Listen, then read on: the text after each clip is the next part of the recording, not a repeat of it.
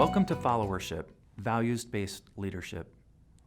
As we have discussed this week, the goal of the leader is not only to lead based on the values of the follower, but to also grow them into followers that can contribute in many ways that are beneficial to the movement. Jesus' example is masterful in this area. In fact, we could arguably say that the majority of his ministry was in preparation for his death.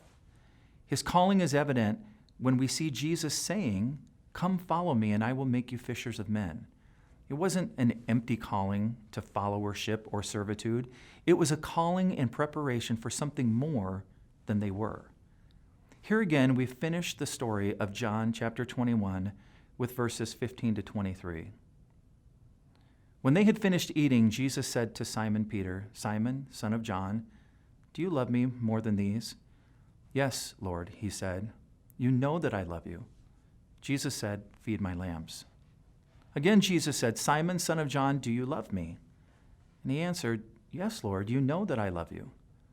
And Jesus said, "Take care of my sheep."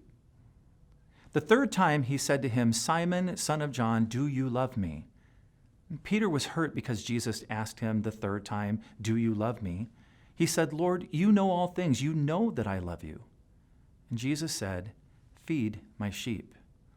Very truly I tell you, when you were younger, you dressed yourself and went where you wanted, but when you are old, you will stretch out your hands, and someone else will dress you and lead you where you do not want to go." Jesus said this to indicate the kind of death by which Peter would glorify God. And then he said to him, "Follow me." Peter turned and saw that the disciple whom Jesus loved was following them. This was the one who had leaned back against Jesus at the supper and had said, "Lord, who is going to betray you?" When Peter saw him, he asked, "Lord, what about him?" And Jesus answered, "If I want him to remain alive until I return, what is that to you? You must follow me." Because of this, the rumor spread among the believers that this disciple would not die. But Jesus did not say that he would not die. He only said, "If I want him to remain alive until I return, what is that to you?" You see, in this passage, Jesus is making a distinction between two different followers and leading them based on their unique values and the unique love that he had for each one.